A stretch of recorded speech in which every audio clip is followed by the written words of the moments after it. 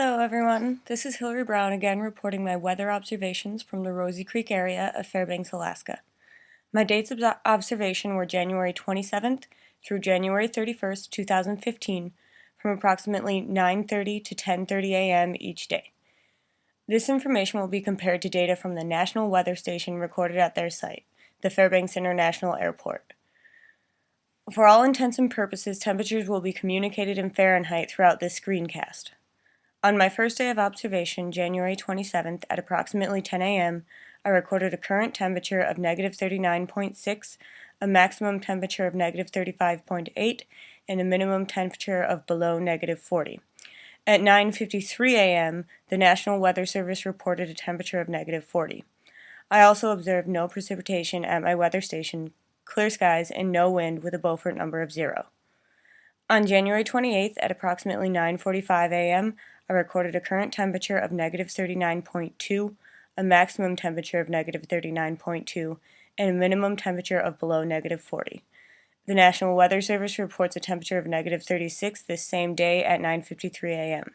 There is again no cloud cover or precipitation and a Beaufort number of 0. On January 29th, at approximately 10 a.m., I recorded a current temperature of below negative 40 degrees, a maximum temperature of negative 29.7, and a minimum temperature of below negative 40 degrees. The NWS reports a temperature of negative 38 at 9:53 a.m. There is again clear skies and no precipitation. Today the wind makes an appearance with a Beaufort number of 1, only moving slight branches on the trees. On January 30th, I recorded at approximately 10 a.m. a current temperature of below negative 40, a maximum temperature of negative 31.5, and a minimum temperature of below negative 40. The NWS records a temperature of negative 38 at 9:53 a.m. I again observed clear skies, no precipitation, and no wind. On January 31st, the final day of my weather observations, I recorded at 10:30 a.m. a current temperature of negative 28.5, a maximum temperature of negative 31.8, and a minimum temperature of negative 23.8. The NWS records a temperature of negative 26 at 10:53 a.m. Once again, clear skies, no precipitation, and no wind. As we can see in the charts, my information throughout the week roughly coincides with the National Weather Service. As we can also see, my minimum temperatures reach below that of the National Weather Service. My weather observation station is located at the bottom of a hill and is oftentimes colder than at the Fairbanks International Airport. My barometric pressure readings do not coincide with the readings of the NWS. This may be because I am at a lower altitude than the Fairbanks International Airport. On January 27th, I recorded at 10 a.m. a barometric pressure of 1,014 millibars. The NWS reports a barometric pressure of 1,023 millibars at 9:53 a.m. On January 28th, at 9:45 a.m., I recorded a barometric pressure of 1,017 millibars. The NWS reports a pressure of 1,033 millibars at 9:53 a.m. On January 29th, at 10 a.m., I recorded a barometric pressure of 1,017 millibars. The NWS reports a barometric pressure of 1,043 millibars at 9:53 a.m. On January 30th, at 10 a.m., I recorded a barometric pressure of 1,064 millibars. The NWS reports a barometric pressure of 1,043 millibars at 9:53 a.m.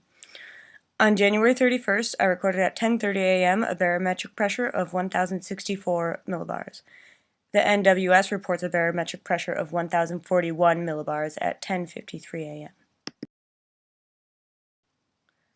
Although my information changes more dramatically than the information of the National Weather Services in both sets of data, we can see an increase in barometric pressure that coincides with an increase in temperature.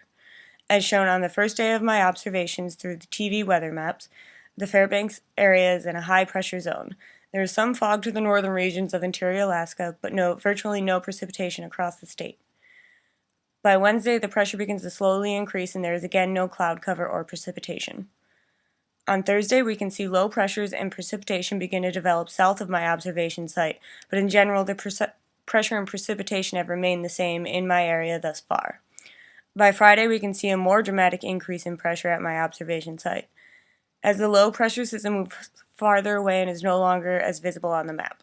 This may have a correlation to the rise in temperature that was also recorded on Friday. By Saturday, the pressure remains high and there is still virtually no precipitation or cloud cover.